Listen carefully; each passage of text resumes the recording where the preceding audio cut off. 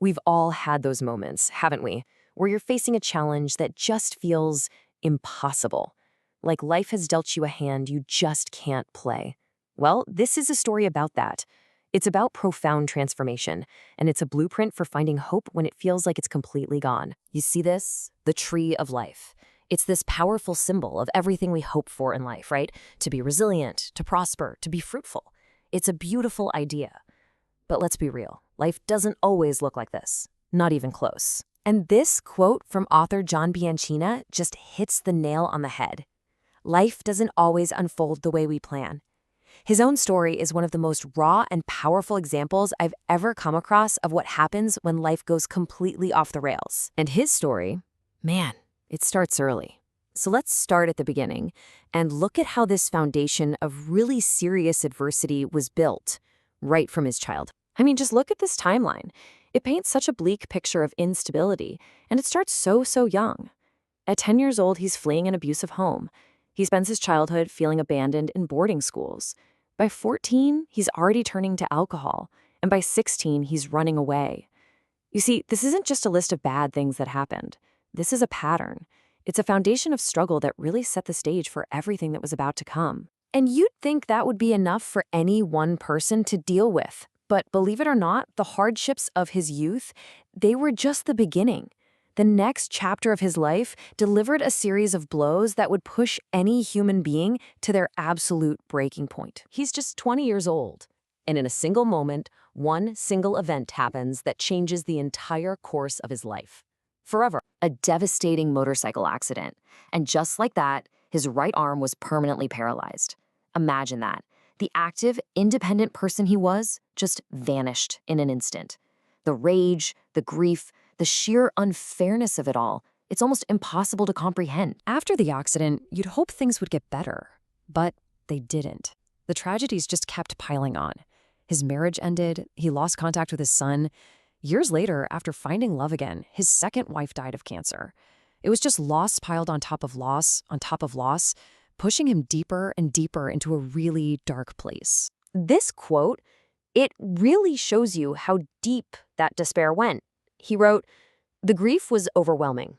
I intentionally drove into a wall at 80 kilometers per hour, hoping to escape the pain permanently."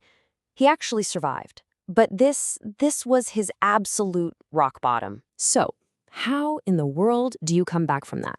How is that even possible? Well, this is the pivot. This is where the whole story shifts from hardship to hope. And it all, unbelievably, hinges on one single choice. At age 42, after more than 2 decades of just relentless pain, trauma, and loss, something inside him finally shifted. He made a different kind of decision. And this right here is the most crucial part of this whole story. His transformation didn't begin with some huge, complex, grand plan. It started with this: one singular decision to improve just one aspect of his life. That's it. That one small, intentional step was the spark that set everything else in motion. Okay, so making that choice led him on this journey to find actual, practical tools for transformation. It was a shift from just feeling all his pain to actively seeking to understand it. And he shares some of the tools he found. So let's just pause on this for a second. Think about it. How do you make sense of your feelings when you just feel bad? You know that feeling? It's just this vague, overwhelming cloud. How do you even begin to get specific? Well, he found a tool called the emotion wheel, and it's so clever. Instead of just staying with that vague feeling of sad, the wheel pushes you to get more granular. Are you really feeling sad, or are you feeling lonely, maybe humiliated or insecure? Here's the amazing thing. Just putting a precise name to an emotion can actually reduce its power over you. It's the first step to managing it. Because, you can't fix a problem you can't clearly define. Okay, so you're starting to understand your feelings. What's next? Well, the journey then turns inward. It becomes about discovering your own internal compass, the thing that truly guides your life. And that's done by identifying your core values. Just take a look at this list: compassion, growth, integrity. What words kind of jump out at you? These are the fundamental principles that define what is most important to you. They're your non-negotiables in life. So this lays out the blueprint for finding your purpose. And it's not some mystical quest, it's a really actionable process. Step 1, you identify your values. That's the why behind everything you do. Step 2, you recognize your strengths. That's the how, the things you do uniquely well. And then you put them together to craft a personal mission statement. And this isn't some corporate jargon. Think of it as your own personal North Star that helps you make choices that are actually true to you. So now we're getting to the absolute heart of the message. We're bringing this all back to you and your own journey.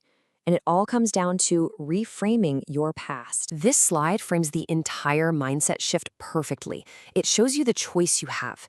On one side, you can see yourself as the victim of circumstance. You're defined by your past, you're stuck in pain. Or you can choose to be the architect of your destiny. You're not defined, but empowered by your journey. You take that same pain and you transform it into purpose. It's the same story, just a completely different perspective. And Jean's own words really drive this home. I am still me, but I have transformed those experiences into fuel for growth. See, it's not about erasing your past or pretending it didn't happen. It's about integrating it, using it as a source of your strength and your wisdom. And here we are, full circle. We're looking at that tree of life again, but it feels different now, doesn't it? It's not just some abstract ideal anymore. It represents the entire journey. You can almost feel the deep, gnarled roots of hardship that actually allow for strong, resilient growth, and eventually allow the tree to bear its fruit. So I want to leave you with the question that this entire journey really asks of us. What possibilities might unfold in your own life if you broke free from whatever is holding you back and truly stepped into the fullness of who you are meant to be?